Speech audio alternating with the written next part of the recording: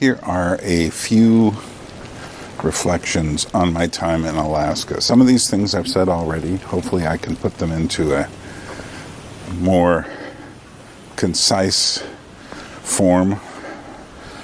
I'm at the ferry dock in Haines waiting for a ferry which is an hour late. I knew that, and I purposely allowed myself to come early in order to have a chance to do precisely this, sit and kind of reflect.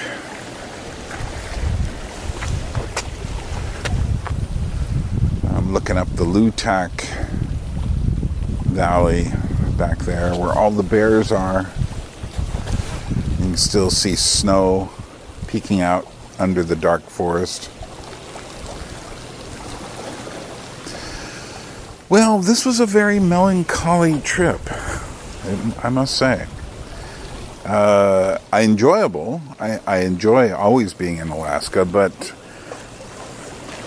as I mentioned before, there were 4 things that happened here that really kind of kicked the legs out from under the community.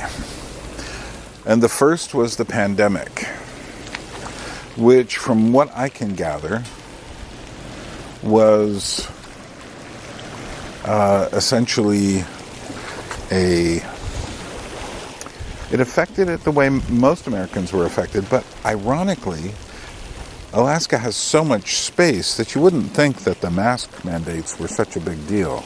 And yet they became a political bone of contention. And you had 2 kinds of people, the usual 2, at least in America, the usual 2. And one is the people who just demanded you wear masks all the time and didn't have any other opinion except masks, masks, masks. And there were even people here, as there were in other places, driving alone in their car with masks on, which is pretty much the height of stupidity. And some people, there were a few people still wearing them, and they weren't wearing them to protect us from their cold. They were under some sort of delusion that the mask would protect them from the rest of the world, which of course they don't. Evidently, my friend Ashley left town because he said it became so politically bizarre here. And because of the pandemic. But more importantly, the pandemic also had a large effect on the economy. Shutting things down for a year here was basically a death sentence to quite a few of the small businesses here. And many of them did not survive. Many of them didn't come back. Essentially, 2019 was the end of kind of I wouldn't say golden age, I would say a bronze age here, when things were better and people look forward to more community development. And now, walking through town now, many businesses would shut down in the winter. But essentially,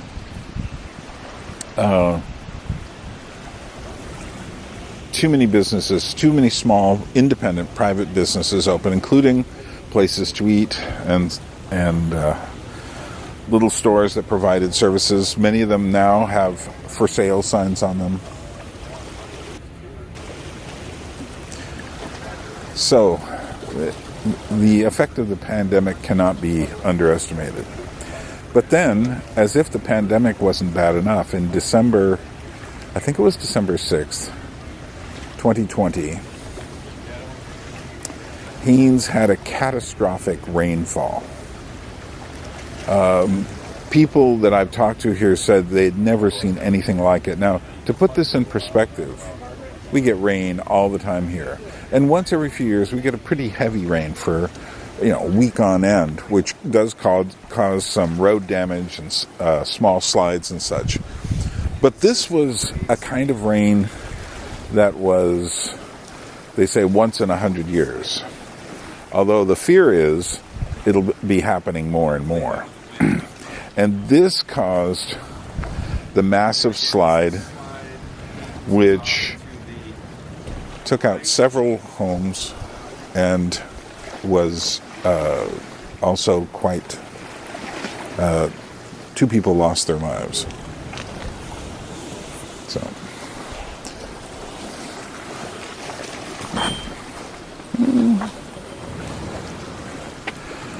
And I was talking with one guy who said he saw the thing, even though it was kind of very cloudy. He saw it come down, and they heard it, and it was so loud. And he said that morning he was at his place and was essentially, which was down in the flat areas on Sawmill Road. There's a trailer court there, and they... Okay.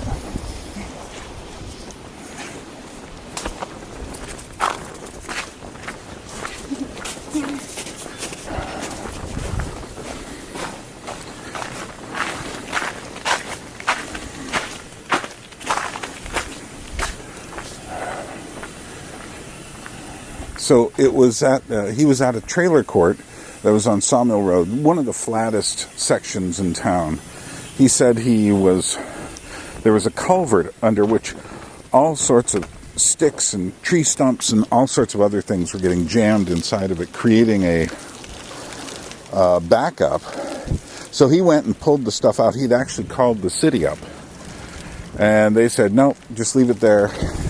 He then got a ticket for doing that, which eventually he didn't have to pay, but he was really steamed about that. But later, that whole trailer court went underwater, and you needed a boat to get around it. So, but no, those deaths, there were 2 deaths of 2 people who were well loved in town. And they were, their deaths hit everyone pretty hard. And I think the whole town was in shock over it, because it was not only that big landslide, but there were several other landslides that took out houses along damaged houses back in the Lutak Inlet where I'm standing now.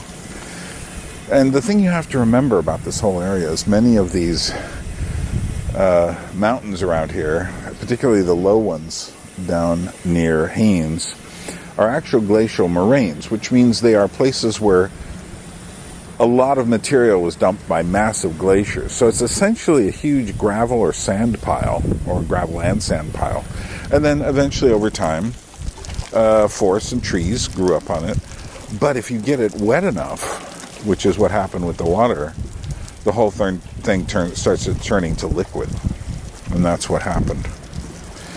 So, the pandemic was followed by the flood and slides, which then created another effect, and that is people started to leave. So now I've heard different reports. The first person who told me how many people left said 500. That seems to be an overestimate. Then the official borough record was 425, something like that. Doug Oldroyd said, no, it's got to be about 250. I don't know which is right. We'll just say a lot of people left, because there's only 2,500 people in the area, so any of those numbers is a big amount in relationship to the population. I have been told younger families have been moving up here, people in their 30s with children. That's good news, but still, if say 400 people left, that's a huge chunk of the population of people supporting various stores and companies and things like that. And so with them gone, the next thing to go was the economy. And the economy really started, there's been inflation, obviously, across America, and it's pretty bad. But up here, it's much worse. And so, what was it? because I was staying in a place that it was a cabin with no heating. Well, no, it had heating. So essentially I was staying in a cabin with heat and electricity, but no running water, like the water draining out below me here onto the rocks. And and I had no Wi-Fi, so communicating with anyone was hard. And I ended up spending a lot of time walking, which I've documented well enough. But I went into a store just to get something. I was looking for hot food. The one thing I couldn't get is hot food. And some of the stores have these little kind of heating, they're not ovens, they're just racks that have heat, and they can put things out that'll stay warm. And what was it? 2 chicken legs and a bowl of mac and cheese were like about $12, which is crazy as a price. And then, especially when I compare it back to Georgia, I can't even begin to compare it. But basically, with the economy being very bad and the inflation growing and the lack of businesses, I was talking with my friend Alexanne, and I said, yeah, I'm just beginning to get the feeling that, and she concluded my sentence for me, and she goes like, that it's kind of a depression. I said, yeah, and depressing. And everyone seems affected by these things. And it's really... Now, this last week, the weather was so sloppy and fickle that it was the perfect weather to tell me, yeah, don't get nostalgic about Alaska. As much as I love it. Right now, the view from the ferry terminal is absolutely astounding. And it's spooky, misty, but it is not...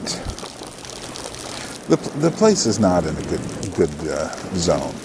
They're in a valley, and maybe a valley that's turned into a canyon. And basically, I left near the end of this era in Haines, 2018.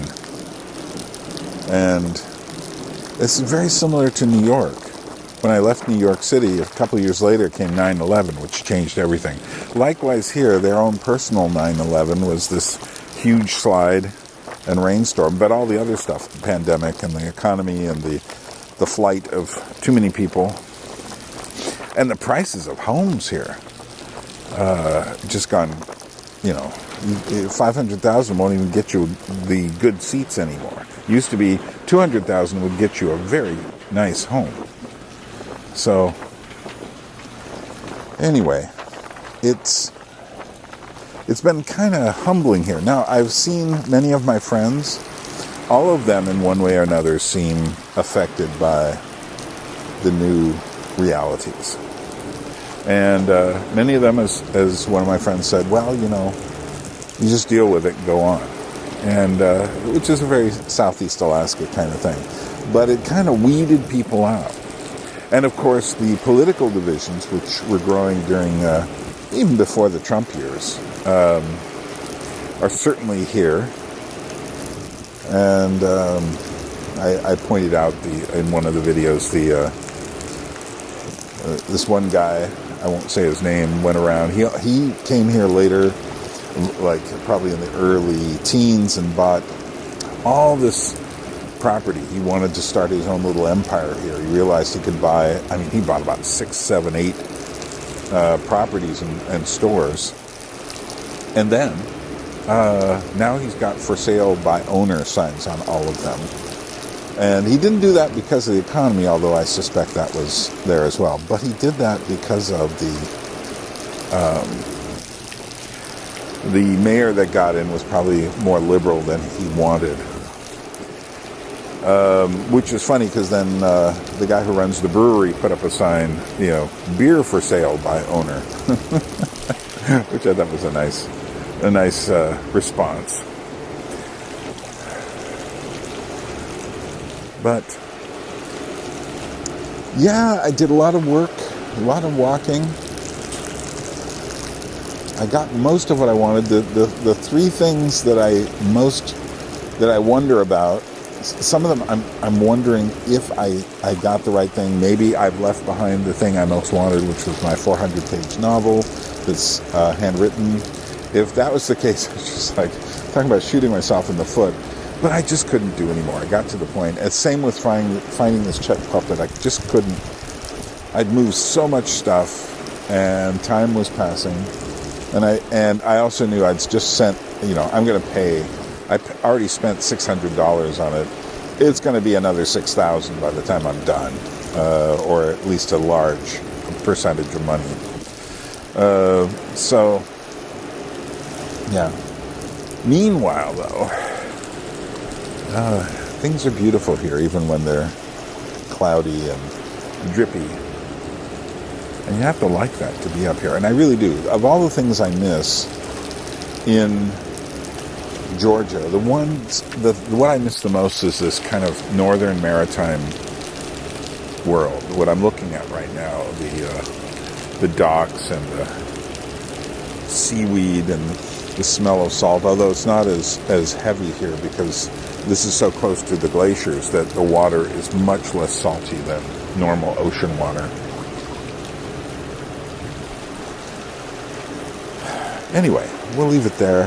We'll just say, now I continue on the next part of my trip, which involves a lot more puppets, and I'm done thinking about this for a while. I will be back with another library diary once the boxes come to Georgia, which will be about a month and a half. Thanks for following along, and thanks for supporting me in this quixotic adventure.